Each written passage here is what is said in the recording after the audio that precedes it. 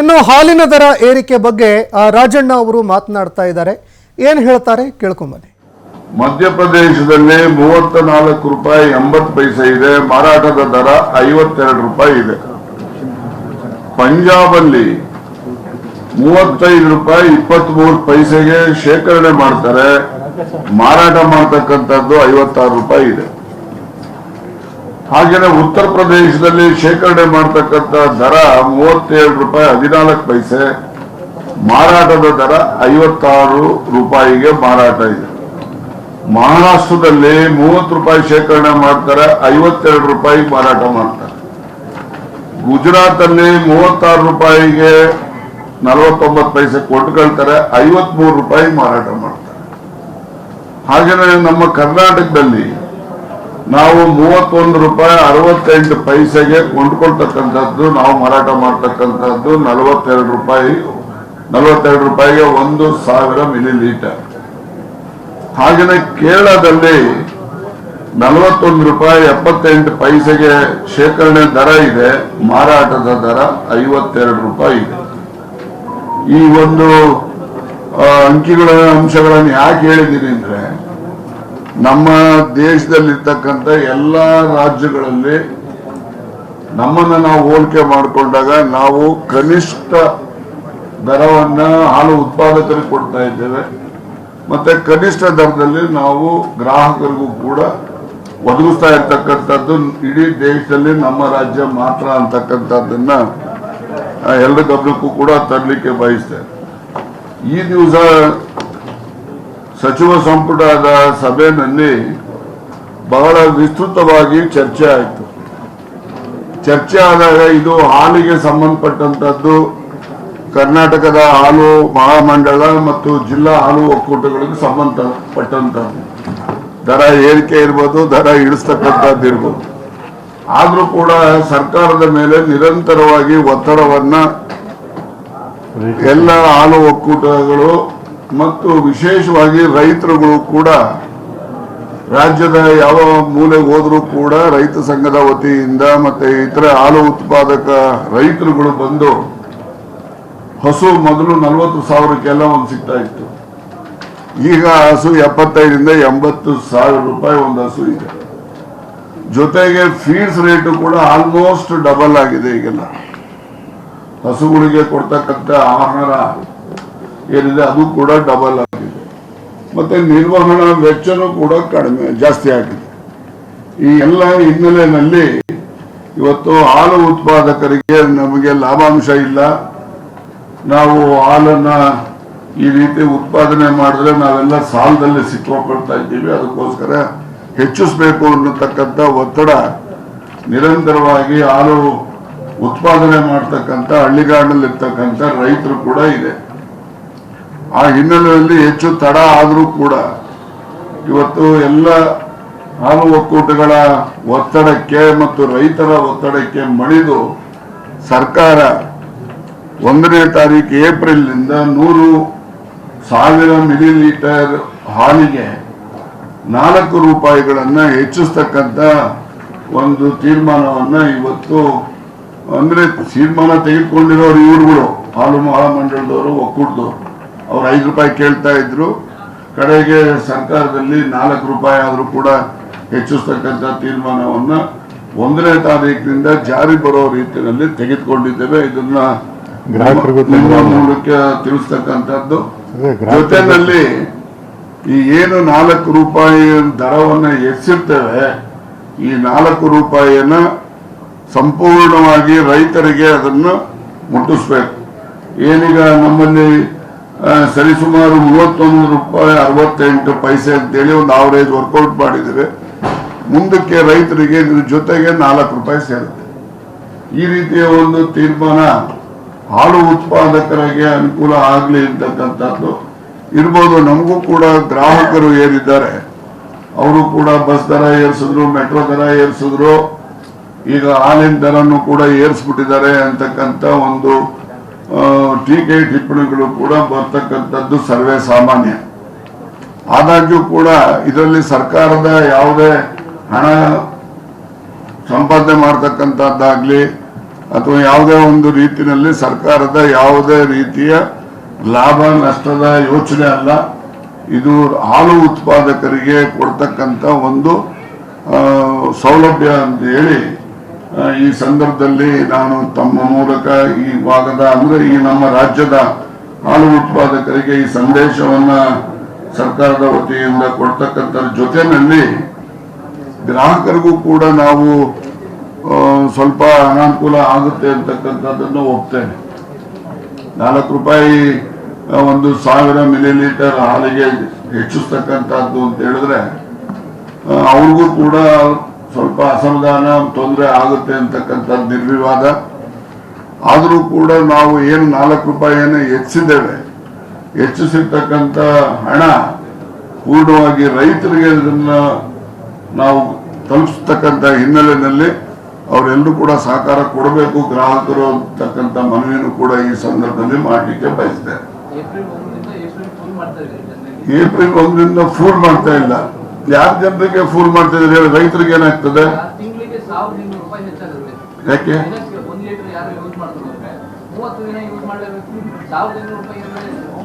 30 ದಿವಸಕ್ಕೆ ಎಷ್ಟಾಗ್ತದೆ? ಆಯ್ತಪ್ಪ, ಆಹಾರ ಪದಾರ್ಥಗಳ ಹೆಚ್ಚಳ ಮಾಡುವಂತ ಕೇಂದ್ರ ಸರ್ಕಾರದಲ್ಲಿ ನೀವು ಆರೋಪ ಮಾಡ್ತೀರಾ. ಆಹಾರದಲ್ಲಿ ಹೆಚ್ಚಳ ಮಾಡುದು, ಪೆಟ್ರೋಲ್ ದರ ಹೆಚ್ಚಳ ಮಾಡುವಂತ ನೀವು ನೇರವಾಗಿ ಜನರಿಗೆ ಮತ್ತೆ ಗ್ರಾಹಕರಿಗೆ ನೇರವಾಗಿ ಬರೆ ಹಾಕ್ತಿದ್ರಲ್ವಾ? ಈಗ ಒಂದ್ ನಿಮಿಷ, ಈಗ ಉತ್ಪಾದನೆ ಬೇರೆ ಬೇರೆ ರಾಜ್ಯಗಳಿಗೆ ಕಂಪೇರ್ ಮಾಡಿ ನೋಡಿ, ನಾವು ಬಹಳ ಕಡಿಮೆ ಇದ್ದೀವಿ. ಇನ್ನೇನು ಏನಾಗಲ್ಲಪ್ಪ, ರೈತರನ್ನ ಉಳಿಸ್ಕೋಬೇಕಲ್ರಿ ನಾವು. ನಾವು ರೈತರನ್ನ ಉಳಿಸ್ಕೋಬೇಕಲ್ಲ, ರೈತರಿಗೂ ತೊಂದರೆ ಆದಂಗೆ ನಾವು ನೋಡ್ಕೋಬೇಕಲ್ಲ, ಉತ್ಪಾದನೆ ನಾವು ಇಳಿಕೆ ಆದಂಗೆ ನೋಡ್ಕೋಬೇಕಲ್ಲ ನಾವು. ರೇಟ್ ಕಡಿಮೆ ಆದ್ರೆ ಉತ್ಪಾದನೆ ಕಡಿಮೆ ಆಗುತ್ತೆ. ಈಗ ಬೇರೆ ರಾಜ್ಯಗಳ ಕಂಪೇರ್ ಮಾಡಿದ್ರೆ ಏಳಿಸಬಾರ್ದು ಅಂತಾನೆ ನಾವು ಇಷ್ಟು ಮಾಡಿ. ಒಬ್ಬೊಬ್ರು ಕೇಳಿ, ಒಂದು ನಿಮಿಷ ದಯಮಾಡಿ ಕೇಳಿ.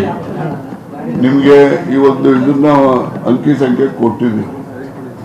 ಬೇರೆ ಎಲ್ಲ ರಾಜ್ಯದಲ್ಲೂ ಎಷ್ಟು ರೂಪಾಯಿ ದರ, ಮಾರಾಟದ ದರ ಇದೆ ಅಂತೇಳಿ ನೋಡಿ, ನಾವು ಎಷ್ಟಲ್ಲಿದ್ದೇವೆ ಅಂತಕ್ಕಂಥದ್ದು ನೋಡಿ.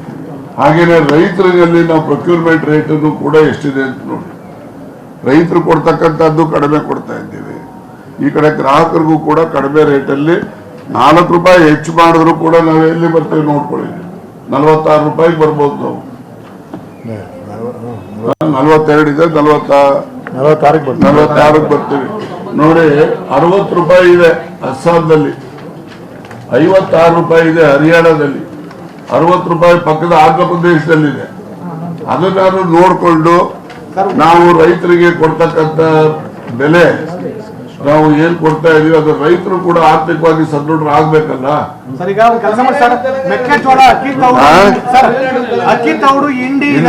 ತಮಿಳುನಾಡು ತನಕ ಇಲ್ಲ, ತೆಲಂಗಾಣದಲ್ಲಿ ಆಂಧ್ರ ಪ್ರದೇಶ ಅಂತ ಇದೆ, 60 ರೂಪಾಯಿ ಇದೆ.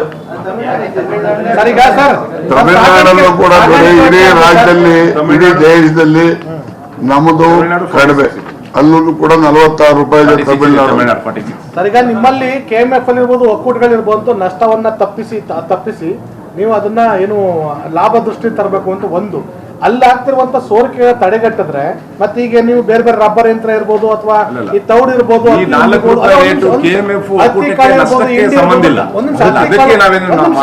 ಹತ್ತಿ ಕಾಳು, ಇಂಡಿ, ಖನಿಜ ಪದಾರ್ಥಗಳ ಸಬ್ಸಿಡಿ ಕೊಡಿ. ನೀವು ತಗೊಂಡು ಜನ ಗ್ರಾಹಕರ ನೇರ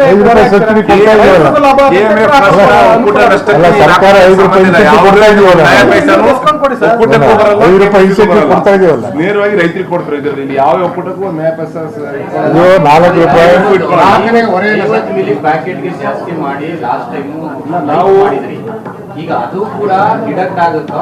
1 ಲೀಟರ್ ಪ್ಯಾಕೆಟ್ ಅದೀಗ ಈಗ 1 ಲೀಟರ್ ಮಾಡ್ತೀವಿ, 1 ಲೀಟರ್ ಮಾಡ್ತೀವಿ. ಈಗ 42 ರೂಪಾಯಿಗೆ 40 ಜಾಸ್ತಿ ಮಾಡಿದ್ರು. ಈಗ ಕೇಳಿ 1,000 ಮಿಲಿಲೀಟರ್ ಹಾಲಿಗೆ 42 ರೂಪಾಯಿ ಇತ್ತು. 50 ml ಜಾಸ್ತಿ ಮಾಡಿ 2 ರೂಪಾಯಿ ಜಾಸ್ತಿ ಮಾಡಿ 44 ಮಾಡಿದ್ರು. ಈಗ ಯಾವುದು ಇಲ್ಲ. 1000 ಮಿಲಿಲೀಟರ್ಗೆ 42 ರೂಪಾಯಿ ಇತ್ತು. ಈಗ ಅದೇ 1000 ಮಿಲಿಲೀಟರ್ ಹಾಲಿಗೆ 46 ರೂಪಾಯಿ ಆಗುತ್ತೆ. ಹೌದು ಹೌದು ಹೌದು, ಅದು 2 ರೂಪಾಯಿ ಕಡಿಮೆನೂ ಆಯ್ತು. ರೈತರಿಗೆ ಅನುಕೂಲ ಆಗುತ್ತೆ ಪ್ರೋತ್ಸಾಹಧನ ಹೆಚ್ಚಳ ಮಾಡೋದಕ್ಕೆ ಆಯ್ತಪ್ಪ, ಪ್ರೋತ್ಸಾಹ ಧನ ಎಲ್ಲ ಸರ್ಕಾರದಲ್ಲೇ ಪ್ರಿಂಟಿಂಗ್ ಮಿಷನ್ ಇರುತ್ತಾ? ನೀವೇ ತಾನೆ, ನೀವು ಕೊಡೋ ದುಡ್ಡಲ್ಲ ತಾನೆ, ಕಂದಾಯದಲ್ಲೇ ತಾನೆ, ಟ್ಯಾಕ್ಸ್ ನೀವು ಕೊಡೋಣ ಅಲ್ವೇನಪ್ಪ? ನಿಮ್ ದುಡ್ಡೇ ತಾನೆ ಅದು. ಕಾರಣಕ್ಕೋಸ್ಕರ ಕೇಳ್ತಾರಂತದ್ದು. ಆಯ್ತು, ಏನ್ ಕೇಳ್ತಾ ಇದಾರೆ ಹೇಳ್ರಿ. ನಮ್ಮ ರಾಜ್ಯದ ರೈತರು ನಮ್ಮ ರಾಜ್ಯದವ್ರೆ, ಹೌದು, ಗ್ರಾಹಕರು ನಮ್ಮ ರಾಜ್ಯದವ್ರೆ. ಹೌದು, ಹೌದು. ನಮ್ಮರ ಮೇಲೆ ನೀವು ಬರ ಹೇಳ್ತೀರಾ, ಅಲ್ಲೇ ರೈತರು ಕೊಟ್ರೆ ಬರ ಹೇಳ್ದಂಗ? ಓಕೆ, ರೈತರು ಕೊಟ್ರೆ ಬರ ಹೇಳ್ದಂಗ? ರೈತರಿಗೆ 4 ರೂಪಾಯಿ ಅವ್ರಿಗೆ ಕೊಡ್ತೀವಿ ಅಲ್ಲಪ್ಪ. ಆಯ್ತು, ಓಕೆ. ಇಡೀ ಅಲ್ಲೇ ಒಂದ್ ನಿಮಿಷ, ಇಡೀ ದೇಶದಲ್ಲಿ ಬಹಳ ಕಡಿಮೆ ರೇಟಲ್ಲಿ ಪ್ರಕೃತಿ ಮಾಡ್ತಕ್ಕಂಥ ರಾಜ್ಯ ನಮ್ಮ ಕರ್ನಾಟಕ. ರೈತರಿಗೆ ಬಹಳ ಕಡಿಮೆ ರೇಟಲ್ಲಿ, ಹಾಲು ಕೂಡ ಕಡಿಮೆ ರೇಟಲ್ಲಿ ಮಾತ್ರ.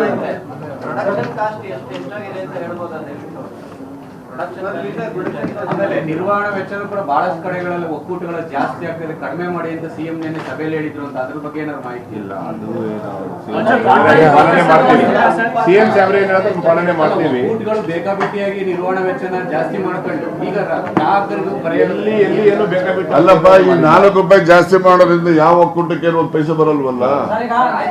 ಅದರಿಂದ ಉತ್ಪಾದನಾ ವೆಚ್ಚ ಬರ್ತದೆ. ನೋಡಿ, ಉತ್ಪಾದನೆ ಮಾಡೋರು ಸರ್ಕಾರ ಮಾಡಲ್ಲ, ಒಕ್ಕೂಟಗಳು ಮಾಡಲ್ಲ, ರೈತರು ಮಾಡ್ತಕ್ಕಂಥವ್ರು.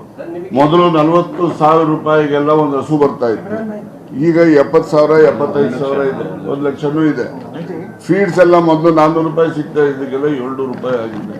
ನಿರ್ವಹಣಾ ವೆಚ್ಚ, ಲೇಬರ್ ಕಾಸ್ಟ್ ಕೂಡ ಮೊದಲೆಲ್ಲ 200 ರೂಪಾಯಿ 300 ರೂಪಾಯಿಗೆಲ್ಲ ಲೇಬರ್ಸ್ ಬರೋರು ಹಳ್ಳಿಗಳಲ್ಲಿ. ಈಗ 1,000 ರೂಪಾಯಿ ಕಡಿಮೆ ಯಾರು ಬರೋದಿಲ್ಲ. ಹೀಗಾಗಿ ಹತ್ತಿ ಬೀಜ ಇರ್ಬೋದು, ಮೊಲಾಸಸ್ ಇರ್ಬೋದು, ಶೇಂಗಾ ಹಿಂಡಿ ಎಲ್ಲ ರೇಟ್ ಜಾಸ್ತಿ ಆಗಿದೆ. ಈಗ ನೋಡಿ, ಕೇಳಿ ದಯಮಾಡಿ. ಈಗ ಒಂದು ಹೇಳ್ತೀನಿ, ನಷ್ಟದಲ್ಲಿ ಇರ್ತಕ್ಕಂಥ, ಆಯ್ತಪ್ಪ ಬಿಡಪ್ಪ. ಈಗ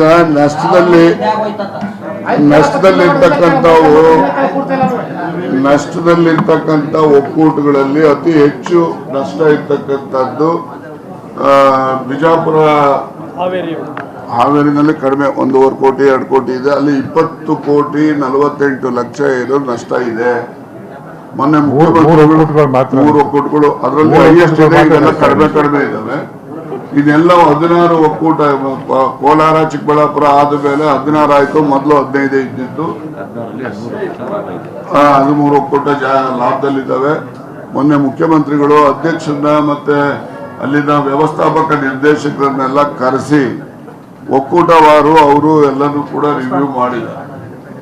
ಎಲ್ಲೆಲ್ಲಿ ಹೆಚ್ಚು ವೆಚ್ಚ ಆಗ್ತಾ ಇದೆ, ವಿನಾಕಾರಣ ಸ್ಟಾಫ್ ಅನ್ನ ಔಟ್ಸೋರ್ಸ್ ಅಲ್ಲಿ ಮತ್ತೆ ಡೈಲಿ ವೇಜಸ್ ಮೇಲೆ ಮತ್ತೆ ಬೇರೆ ರೀತಿಯಲ್ಲಿ ನೇಮಕಾತಿ ಮಾಡಿದ್ದಾರೆ.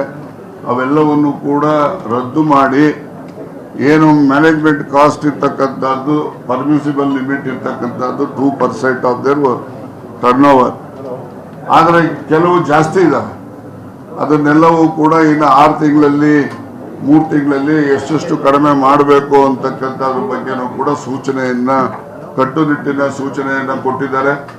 ಆ ಸೂಚನೆ ಹಿನ್ನೆಲೆಯಲ್ಲಿ ಏನೆಲ್ಲ ದುಂದು ವೆಚ್ಚ ಇದೆ, ದುಂದು ವೆಚ್ಚ ಎಲ್ಲವನ್ನು ಕೂಡ ಕಡಿಮೆನೂ ಮಾಡ್ತೇವೆ.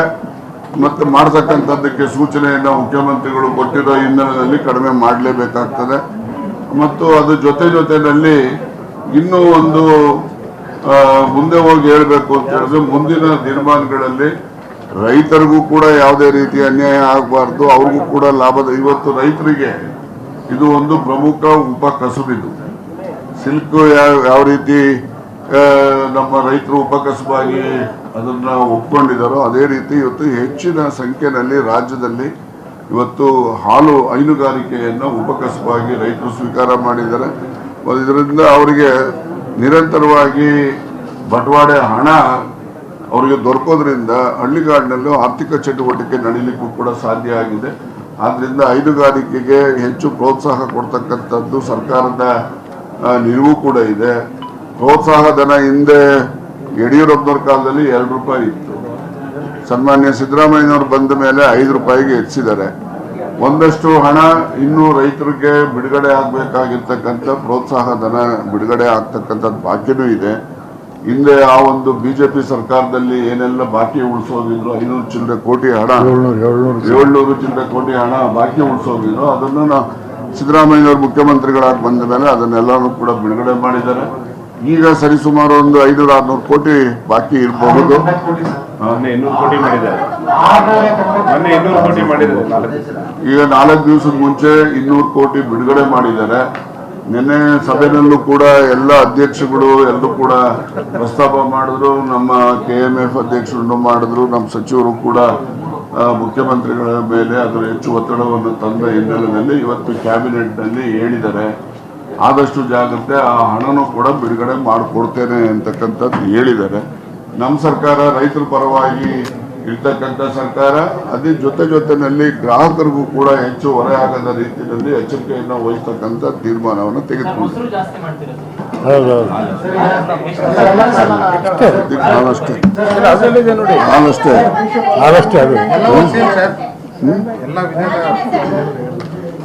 ಈಗ ತತ್ಕ್ಷಣದಲ್ಲಿ ಅವ್ಯಾವುದು ನಿರ್ಣಯ ಮುಂದಿಲ್ಲ. ಬರೀ ಹಾಲಿನ ದರ ಮಾತ್ರ ಹೆಚ್ಚಿಸ್ತಕ್ಕಂಥ ಮೊಸರು ಎಷ್ಟು ಜಾಸ್ತಿ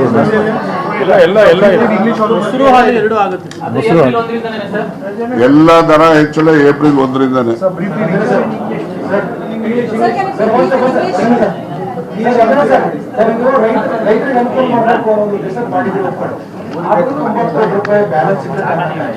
ರೈತರಿಂದ ಡಿಮಾಂಡ್ ಜಾಸ್ತಿ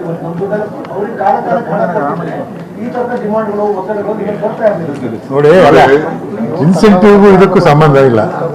ಇನ್ಸೆಂಟಿವ್ಗೂ ಇದಕ್ಕೂ ಸಂಬಂಧ ಇಲ್ಲ. ಇನ್ಸೆಂಟಿವ್ ಬೇರೆ, ರೈತರು ನಮ್ಮ ಹಾಲು ಉತ್ಪಾದಕರು ರೇಟ್ ಜಾಸ್ತಿ ಮಾಡಿ ಕೇಳೋದೇ ಬೇರೆ ವಿಚಾರ. ಲಾಭದಲ್ಲಿರ್ತದೆ KMF ಅವರು ದುಡ್ಡು ಕೊಡೋದಲ್ಲ ನಷ್ಟ ಆಗಿರುವಂತಹ ಒಕ್ಕೂಟಗಳಿಗೆ. ಯಾಕೆ ಜನರ ಮೇಲೆ ಹೊರೆ ಆಗ್ತಾ ಇದ್ದೀರಾ? ನೀವ್ ಹೇಳ್ತಾ ಇದ್ದೀರಾ KMF ಲಾಭದಲ್ಲಿದೆ ಅಂತ. KMF ಲಾಭ ಇದ್ರೆ ನೀವು ಕೊಡೋದು ರೈತರಿಗೆ ತಾನೇ. KMF ಅವರು ಮೊನ್ನೆ ಪ್ರೆಸ್ ಮೀಟ್ ಮಾಡಿ ನಾವು ಕೋಲಾರದ ಹಾಲು ಒಕ್ಕೂಟದಿಂದ ಎಲ್ರಿಗೂ ರೈತರಿಗೆ ಕೊಡ್ತಾ ಇದ್ವಿ ಪ್ರೋತ್ಸಾಹಧನ ಕೊಡ್ತೀವಿ ಅಂತ ಹೇಳ್ತಾರೆ.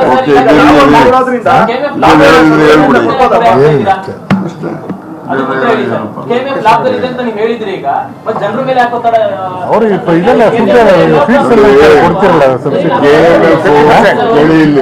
ಹೇಳಿ ಅದನ್ನ ರಬ್ಬರ್ ಮ್ಯಾಟು ಈಗ ಅವರು ಅದೆಲ್ಲ KMF ಒಕ್ಕೂಟಗಳು ಅವರು ರೈತರಿಗೆ ಬೇರೆ ಬೇರೆ ರೀತಿಯಲ್ಲಿ ಸಹಾಯ ಮಾಡ್ತಾರೆ. ರಬ್ಬರ್ ಮ್ಯಾಟ್ ಕೊಡೋದು. ನಿಮಿಷ ಕೇಳ್ರಿ, ಒಂದ್ ನಿಮಿಷ ಸಹಕಾರ ಮಾಡ್ರಿ ಅಂತ ಸಹಕಾರ ಸಚಿವರು ಹೇಳಿದ್ರು.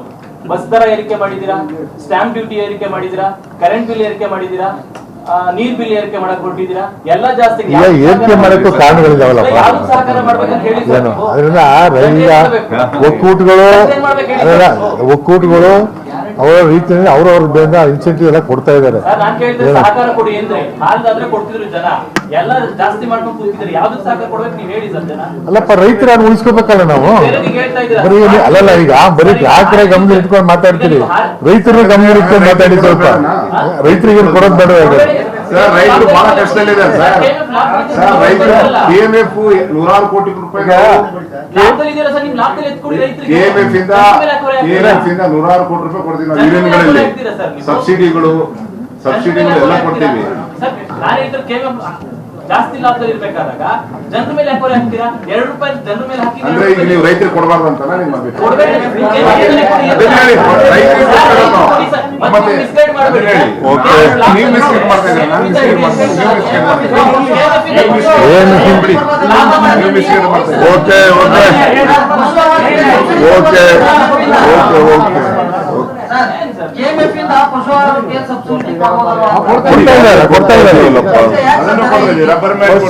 ಪಶು ಬಿಲ್ಡಿಂಗ್ ಫಂಡ್ ಕೊಡ್ತೀವಿ.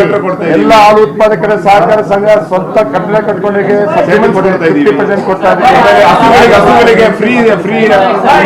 ಆಯ್ತಪ್ಪ, ಬೇರೆಯವ್ರು ಮಾತಾಡ್ಲಿ ಬಿಡು. ಆಯ್ತಲ್ಲ, ನೀವು ಹೇಳಿದ್ರೆ ನಿಮ್ಮ ಪ್ರಶ್ನೆಗೆ ಉತ್ತರ ಕೊಟ್ಟರಲ್ಲ. ನಾವೇ ಜನರ ವಿರೋಧಿಗಳ ನಾವು. ಆಯ್ತು, ನೀವ್ ಹೇಳ್ಕೊಳ್ಳಿ ನಿಮ್ಮ ಅಭಿಪ್ರಾಯ, ನನ್ನ ಅಭಿಪ್ರಾಯ ಅಲ್ಲ. ಬೇರೆಯವ್ರು ಯಾರೋ ಮಾತಾಡಿದ್ರೆ ಮಾತಾಡಿ. ಜನರ ಅಭಿಪ್ರಾಯ ಅದು.